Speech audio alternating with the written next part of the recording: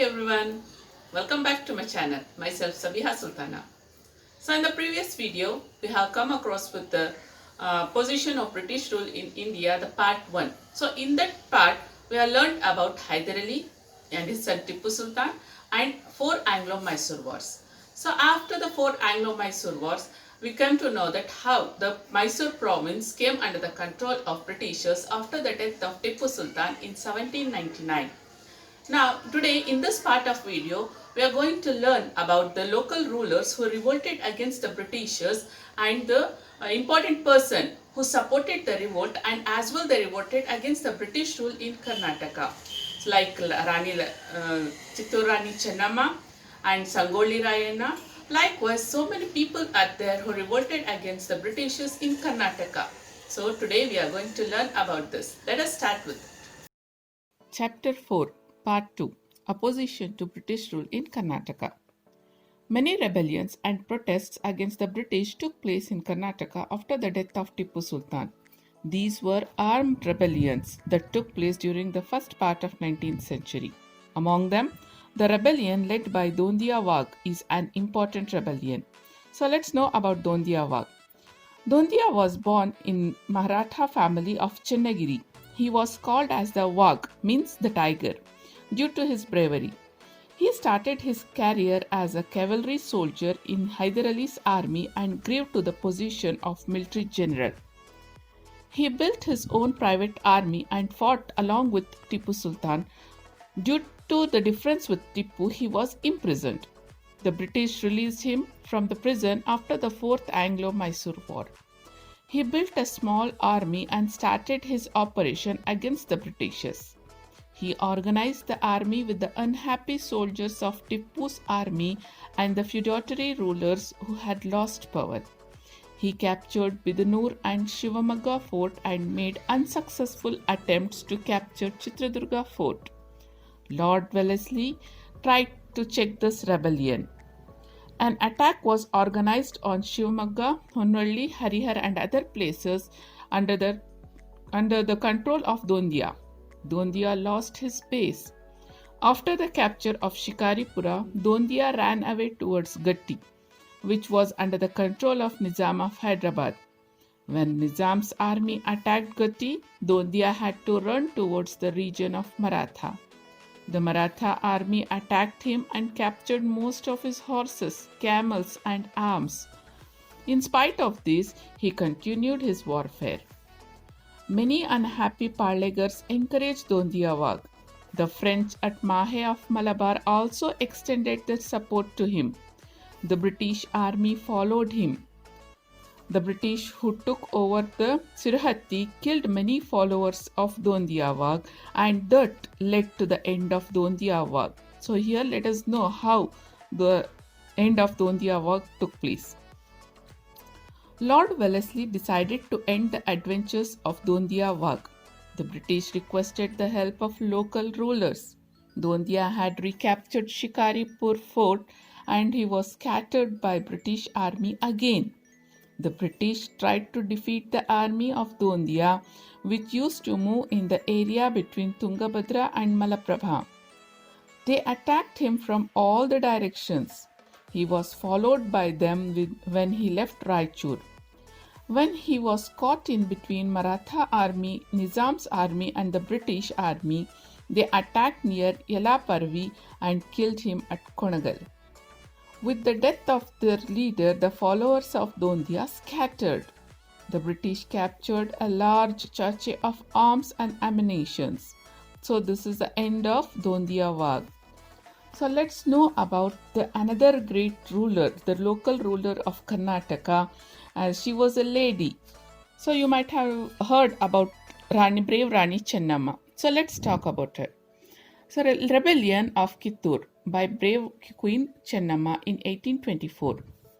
The British brought in many changes in administration after defeating the Marathas, Tipu and Ivan Hyder Ali. Denying the rights of adopted children over the throne was one of such rule. The rebellion led by Chennamma, the Queen of Kitttur, opposing doctrine of lapse policy. It is one of the prominent one.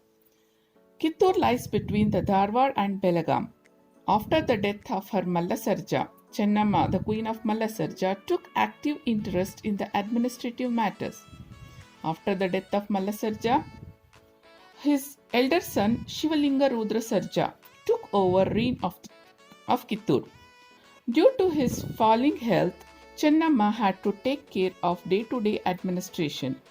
Shivalinga Rudra Sarja supported the British during Maratha War. As a result, the British entered an agreement with Kittur and collected payment from him. This agreement was entered during the time of Thomas Munro. After the death of Shivalinga Rudra Sarja, Chennamma adopted a boy named Shivalingappa and started ruling Kittur as a queen regent. Then the Thackeray was the collector and political agent of the British in Dharwad. He sent a report to the governor of Bombay and attempted to take over Kittur kingdom under the doctrine of lapse policy. He attempted to take over the treasury and fort under his control. Chennamma considered war as inevitable. She prepared for the war. Meanwhile, the British also prepared themselves for the war. In the battle, Thackeray was shot dead. Many Britishers were taken as the prisoners of war. The British attacked Kittur again under the leadership of Colonel Deak. The army fought the battle bravely. Chennamma attempted to flee from the battlefield, but she was captured by the British army. Chennamma and others were imprisoned at the Bailhongla fort. Queen Chennamma passed away in the prison. She remained as an idle person till today. Even the Britishers appreciated Rani Chennamma for her bravery. So this is all about Rani Chennamma. The another person who fought along with Rani Chennamma to save the territory, that is Sangolli Rayana. So we are all familiar with Sangolli Rayana as well. So Sangolli Rayana fought with the British from 1829 to 1830. The name of Sangolli Rayana had remained famous along with the name of Rani Chennamma. Rayana was a brave soldier. He fought for the independence of Kittur and felt it was his duty to liberate his motherland. He fought with Rani Chennamma and was imprisoned along with her. He was later released by the Britishers. There are many oral histories about Rayanna. He developed a sense of nationalism and went on organizing an army. He went on organizing secret meetings at sensitive geographical locations. He aimed at looting the treasuries and the taluk offices of the British. He had an army of 500 men. He became furious with the villagers who were assisting the British army. The British thought that Rayanna was being instigated by Rani Chennamma. Hence, they shifted Chennamma to Kusugal prison from Bailhongla. The British devised a cunning strategy to capture Rayanna. They encouraged Desais who were opposing Rani Chennamma. An Amaldar named Krishnaraya joined hands with them. Thus Rayanna was cunningly captured and brought down to Dharwad. Many of his soldiers surrendered after his arrest. He was declared as an offender and was hanged till death. Many ballads had kept the life and bravery of Rayanna alive till today. So this is the effort of Rayanna, like Rani Chennamma, to protect their places, that is regional place. Like the rebellion of Kittur, still there are few more rebellions took place in Karnataka. So likewise the rebellion of Kodagu. Let's know about the rebellion of Kodagu. The rebellion of Kodagu is also called as Amarasulya. This rebellion was basically a farmers' rebellion. This rebellion need to be understood in the backdrop of political situation prevailed in coastal Karnataka and Kodagu region during 1835 to 1837. The British dethroned the ruler of Kodagu, Chikkaveera Rajendra of Halleri districts in 1834. He was later transferred to Vellore through Bangalore and later to Kashi. This incident created political instability in Kodagu. Swami Aparampara, Kalyanaswamy and Puttbasappa organized a rebellion against this. All the three declared that they are part of Haledi dynasty that ruled Kodagu. Swami Aparampara assumed the leadership of the rebellion first.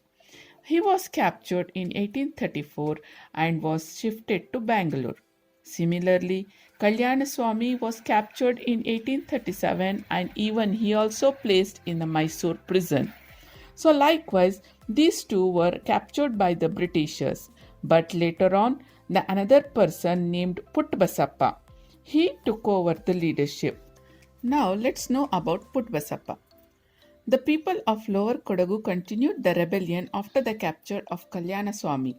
Sulya, Bellary and Puttur, the major places of Kannada region, were part of Amarasulya.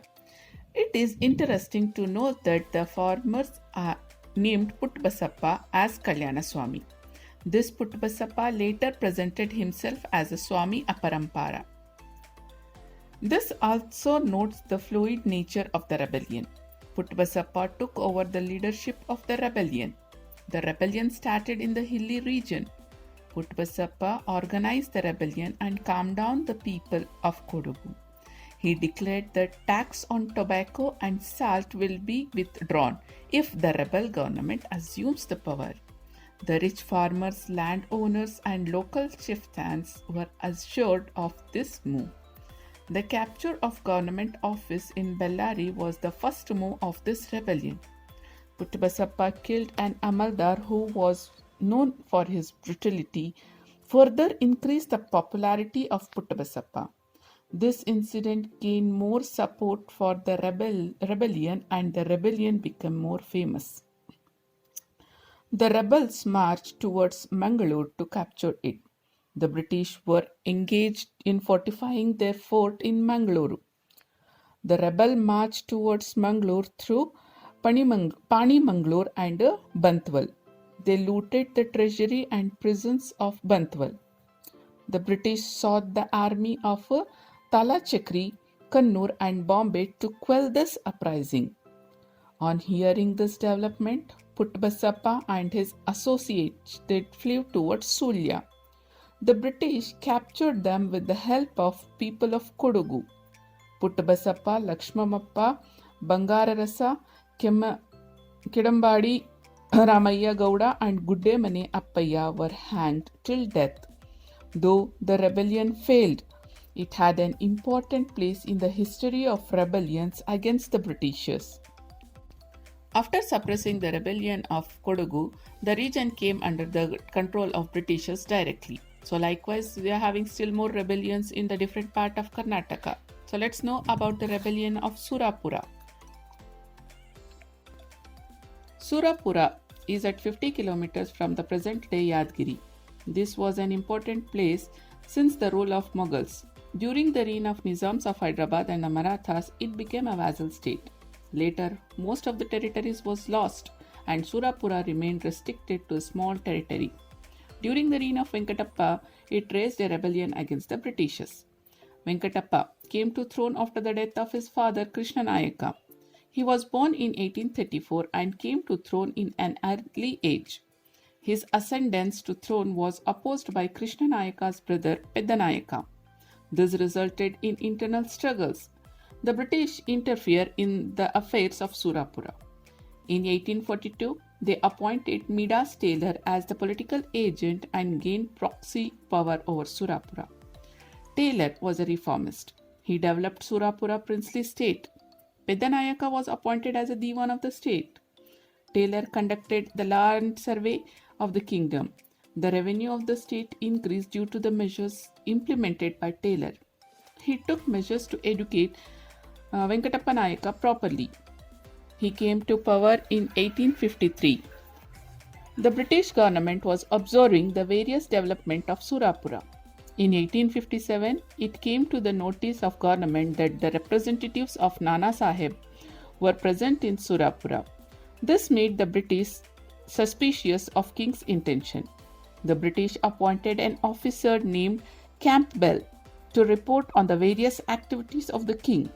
The officer submitted a report to the resident of Hyderabad that the king is involved in misadministration.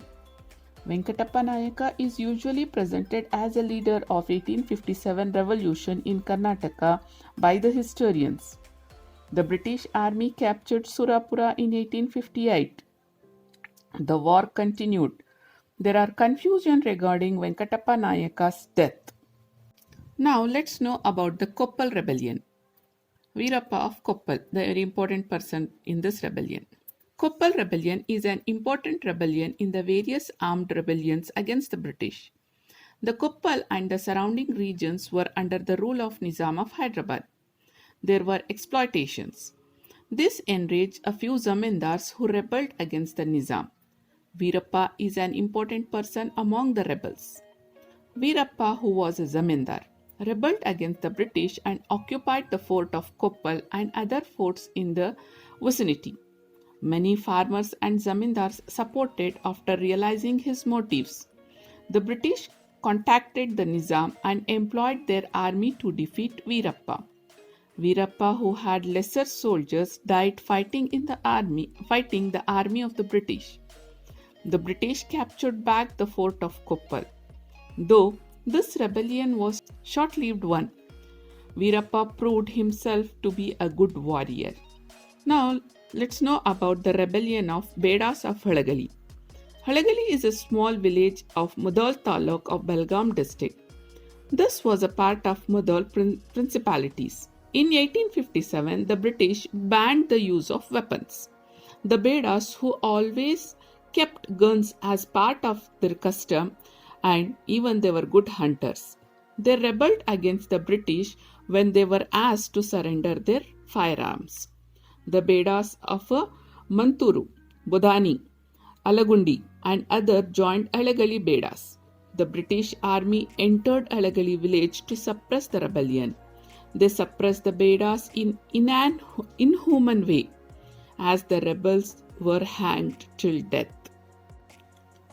Salute to all the brave souls who stood against the British and fought for our country till their end. This was all about the opposition led by the local rulers of Karnataka and even the very important peoples of Karnataka against the British. To know more about many other rulers who led opposition to British and fought with them, stay tuned. Thanks for watching. Stay home, stay safe.